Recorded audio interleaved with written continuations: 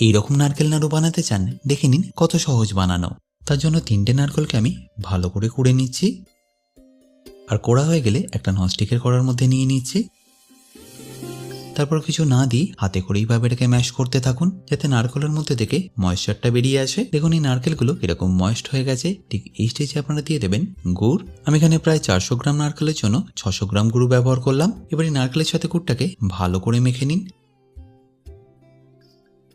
আর মাখা হয়ে গেলে এই কড়াইটাকে বসিয়ে দিন গ্যাসের মধ্যে। এরপর ফ্লেমটাকে মিডিয়াম করে ভালো করে মেশাতে থাকুন। আস্তে আস্তে দেখবেন এর মধ্যে থেকে পুরো জলটাই শুকিয়ে যাবে। আর জলটা শুকিয়ে গেলে দিয়ে দিন সামান্য একটু এলাচ গুঁড়ো। আশা করি নিশ্চয়ই বুঝতে পারছেন টেক্সচারটা দেখে ঠিক কতটা আপনাদের পাক দিতে হবে। এবার এই স্টেজে রেখে তুলে নিয়ে হালকা ঠান্ডা করে নিন। আর তারপর হালকা ঠান্ডা হয়ে গেলেই হাতের মধ্যে ঘি লাগিয়ে নাড়ুগুলোকে বানিয়ে নিন। তাহলে নিশ্চয়ই দেখতে পেলেন এটা বানানো কতটা সিম্পল।